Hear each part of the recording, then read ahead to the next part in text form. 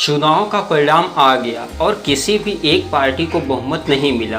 ध्रुव राठी ने 4 जून के पहले इमोशनल वीडियो बनाया जिसमें उन्होंने मोदी के डिक्टेटरशिप वाले वीडियो सीरीज की सच्चाई बताई कि फरवरी के महीने में चंडीगढ़ इलेक्शन फ्रॉड, जिसमें सुप्रीम कोर्ट ने खुद कहा कि ये मर्डर ऑफ डेमोक्रेसी हुआ है, ये घटना ट्रिगर पॉइंट थी। जिसके बाद उन्होंने डिक्टेटरशिप का पहला वीडियो बनाया, is India becoming a dictatorship, जिसमें उन्होंने अपने दिल की बात सच्चाई के साथ बताई, जिसपे लोगों ने काफ़ी प्यार दिया, लगभग 25 मिलियन व्यूज़।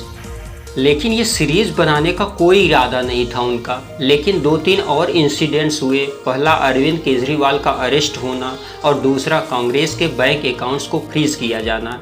इन इंसिडेंट्स के बाद उन्हें लगा कि देश डिक्टेटरशिप की ओर बढ़ रहा है और वहीं मीडिया और कुछ गोदी यूट्यूबर्स चरण वंदना करने में ही बिजी हो गए हैं और उन्हें लगा कि अगर बीजेपी 400 सीट जीत गई और देश में कंप्लीट डिक्टेटरशिप बन गया तो अगर कल को उनका बच्चा होगा और वो पूछेगा कि पापा आप कहाँ थे जब देश डिक्टेटरशिप की ओर गिरता जा रहा था, आपने कुछ किया क्यों नहीं, तो मैं क्या जवाब दूंगा। लेकिन अब मैं लोगों को सच दिखाने के बाद कह सकूंगा कि मैं शायद नाकाम रहा, लेकिन मैं आखिरी दम तक लड़ा था और मैं आखिरी दम तक खड़ा रहा लोकतंत्र की आवाज़ उठाने के लिए।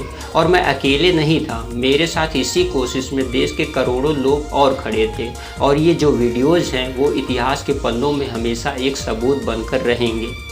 और इसी के साथ उन्होंने दैनिक जागरण को भी एक्सपोज कर दिया कि कैसे वो पहले फेक न्यूज़ फैलाते हैं, फिर न्यूज़ के साथ लिख देते हैं कि हालांकि मैं इस न्यूज़ की पुष्टि नहीं करता। और ऐसे ही ये आर्मी के बारे में, किसानों के बारे में फेक न्यूज़ फैलाते हैं और फिर लिखेंगे कि मैं इस न्यूज़ की पुष्टि नहीं करता।